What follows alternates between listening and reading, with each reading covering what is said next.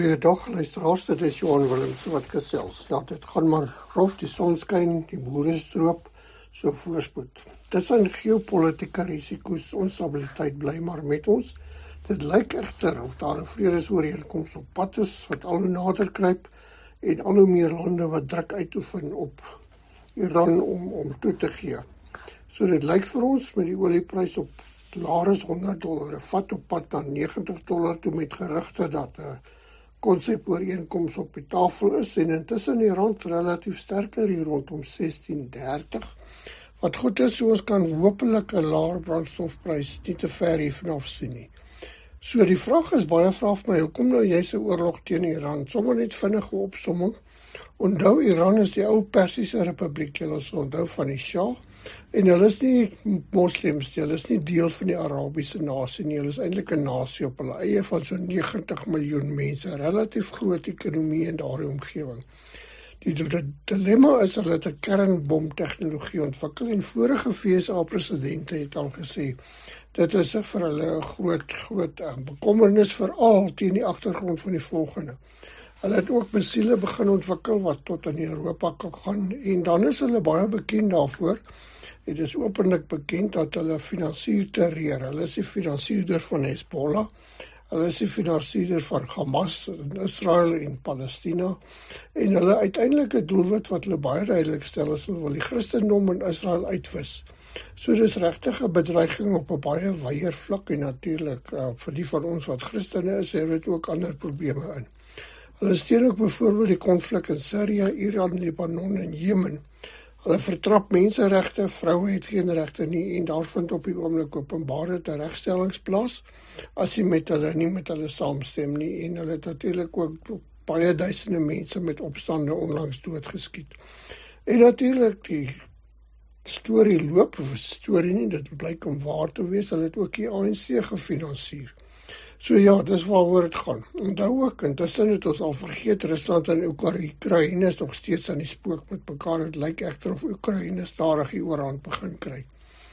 Dan die Reservebank, julle sal donderdag weet, wat gebeur met die rentekoers. Ek dink die kans is baie goed vir so 'n 0,25% verhoging. Indien nie nou nie, dan heel waarskynlik in Julie. Die Reservebank wil graag inflasiedruk stop, maar dit gaan eers stop as die kunsmis en olie begin vloei, en hoe gouer dit gebeur, hoe gouer kan dit deurwerk na laer inflasie toe en kan ons weer 'n verlaging in rentekoerse sien. En dan iets wat nogal vir ons in die landbou, ek wil nie sê skok is nie, maar iets anders, Pick n Pay, een van die groot 4 kleinhandelaars van voedsel in die land, het hulle jongste jaarverslag toon hulle het 'n astronomiese verlies van 1 miljard gelei. Onthou hulle is die laaste 2 jaar op 'n omdraai-strategie nadat die vorige bestuur afgedank is en hulle die ou bestuur teruggebring het en hulle nou op 'n omdraaipad is. So hulle is regtig diep in die sop, verkeerde bestuursbesluite wat 2 jaar teruggeneem is en verkeerde opvolgmense wat nie in plek was nie.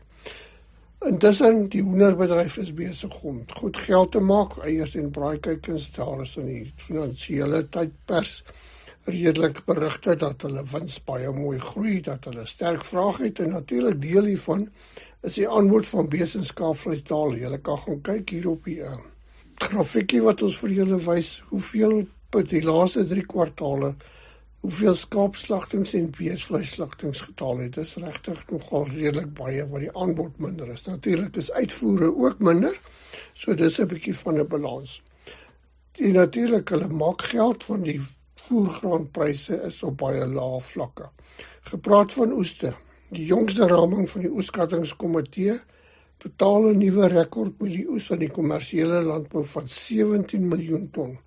En sojabone net so raps onder die 3 miljoen ton. Dit gee ons 'n totale somergraanoes van 21,2 miljoen ton op 4,6 miljoen hektaar lande.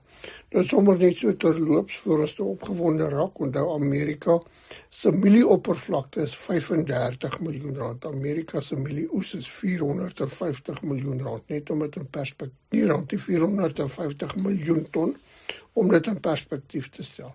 Die dilemma is, of die feit is, boerderyproduksietegnologie vorder vinniger as wat die vraag binnelands na graan groei. So dwing is om al hoe meer uit te voer teen internasionale pryse. So in die geval van graanmielies gaan ons met 3 na 4 miljoen ton uitvoer en dan gaan ons nog weer met omtrent 4 miljoen ton oorskot sit. So om die druk te verlig met die uitvoerinfrastruktuur vorentoe regtig baie aandag kry by die hawens en ook op na die noorde toe. Onthou ons voorsien ons buurlande van voedsel en ek kan nie voorsien dat dit binnekort gaan verander nie.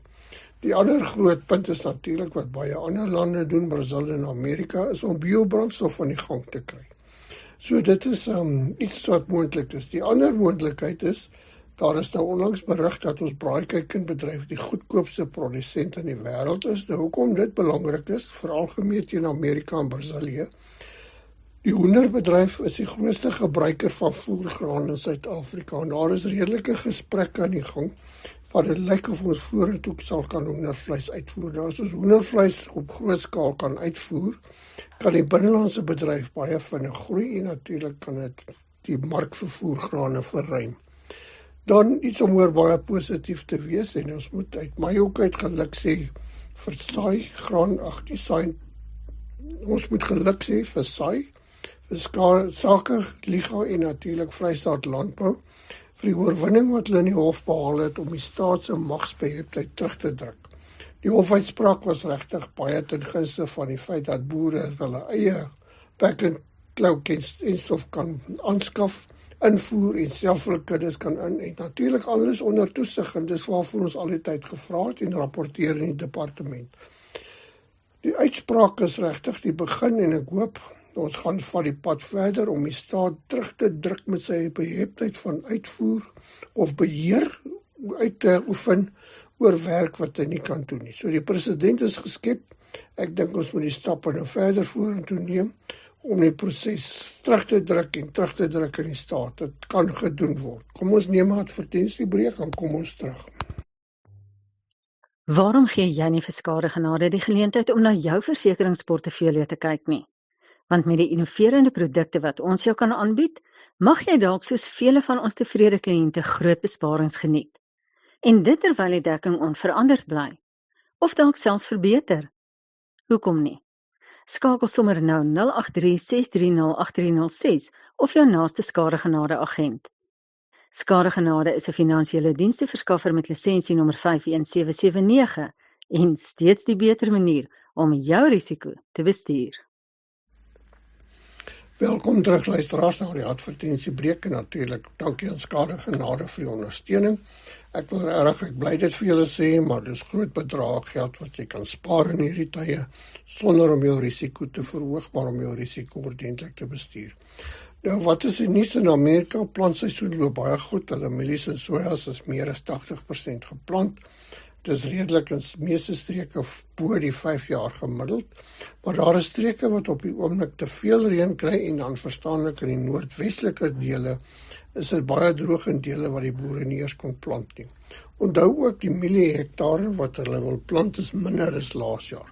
So Chicago mielies bietjie opwaartse traject die laaste week of 2 wat ook help. Daar is natuurlik die besoek van meneer Trump aan China en waar daar redelik optimisme is dat China in die volgende 3 jaar 17 miljard se landbouprodukte gaan koop by Amerika, of hulle het so beloof, maar meestal graan en sojabone. So die markte is baie opgewonde daaroor. Daar is maar die skeptici ook. By ons Safex bietjie op en af, maar die laaste dag of wat onderdruk, nuwe oeskatting van raps oor die 17 miljoen ton, nuwe rekord. So dit gaan pryse onderdruk hou. Ons gaan moet uitvoer en ons gaan nogal hier na 4,5 miljoen ton mielies oordra in die nuwe seisoen. So Safex wit mielies aan die daal hier na 3300, raps onder dit, geel mielies ook. Dit so raps by die 3300 bokant dit. Lewerings maar nog baie min, omtrent 700,000 ton van die 17 miljoen ton. Hierteenoor rekord se nuwe soja oes amper 3 miljoen ton. Uitvoere moet so 500,000 ton wees om die mark te balanseer. En op die oomblik is daar al amper so 1,8 miljoen ton gelewer teen 'n tempo van so 500.000 ton per week. So binne die volgende 2 weke behoort dit klaar te wees. Intussen prys onder druk R6.800 'n ton en dit gaan 'n rukkie so voortduur. Sonneblom vorder ook goed met die lewerings. 600.000 ton van die verwagte oes is al gelewer van die 800.000. Dis so 80-90.000 ton 'n week behoort ook dan nou in die volgende week of 2 klaar te wees, dan sal mielies aanvang neem. Pryse het ook gedaal hier na R8.500 'n ton toe met lewerings en verkope. Dan internasionaal het die koringpryse redelik gestyg, as gevolg ook van verwagting van uitvoere na China toe, maar dit het natuurlik tot gevolg dat die invoertarief vir koring na Suid-Afrika gedaal het van R619 'n ton na R153 'n ton. Nou dit het nie veel van 'n effek op die prys op Safex gehad nie, die kopers het dit reeds verdiskonteer, want onthou, die staat is baie traag om hierdie aanpassings te doen. So die Desemberprys nog onder druk hier by die R5.800 'n ton, wat regtig nie winsgewend is nie, dis 'n feit. Dan Graan SA het ook die Departement van Handel en Nywerheid en die minister op terme geplaas op sy gesloordryf met die koringtarief hervorming en ons sal sien hoe dit in die volgende week uitspeel. Aardappelpryse bly ook onder druk hier by die R40 'n kilogram of vir 'n 10 kilogram sakkie. Veemarkte regtig sywaarts, hoenderbedryf slaan munt uit die mark uit, so kom ons kyk natuurlik en die hofuitspraak het nuwe hoop vir ons beesboere gebring. En natuurlik onthou ook dat dit is onder die varkbedryf dieselfde en daar het gerugte tot my ore gekom dat dit in die skaapbedryf ook ergens 'n vastere plek gekry het. Soos ek sê, maar sywaartse beweging, daar's A-pryse is R62 'n kilogram sywaarts, daar's C57, speenkalfpryse roer so 'n bietjie hoër na 43 toe en dan kan kyk by die grafiek en dit is regtig baie beeste wat minder geslag is in die eerste kwartaal as in die vorige 2 jaar se kwartale. En dit het natuurlik 'n stit effek. Uitvoer is ook dramaties laer en dit lyk of ons so R2 biljoen aan uitvoere gaan verloor die jaar. Lamvleis gestyg hier na R108 'n kilogram, goeie nuus, so 30% hoër as 2 jaar terug. Die wolprys ook redelik sterk, R273 'n kilogram vir RWS wol. En 18,5 mikron natuurlik, R311 'n kilogram. Nou weer, hierdie pryse is 45% beter as 'n jaar of 2 gelede. So wolskaapboere doen regtig goed en selfs ou ooe kry goeie pryse, R76-77 'n kilogram en dan wys die grafiek vir julle hoeveel minder skaap is daar geslag in die eerste kwartaal van die jaar teen ander jare. Dan om af te sluit, min beweging in die varkvleisbedryf so 'n bietjie af. Die tyd van die jaar seisonaal waar die aanbod toeneem na die somerteelprogram of produksieproses wat dan nou in die mark begin inkom. Hoenderprys ook sywaarts, niks snaaks wat gebeur nie. Dit lyk tog op die jongste syfers of hulle produksie toeneem, sommer net so statistiekie. Hoenderslagtings, braaikuikens 22 miljoen per week en die invoere het ook afgeneem. Nou ja, geniet die sonnige herfsdae en voorspoed vir die graanboere met die insamel van hulle oes. Groete van Johan Willemse.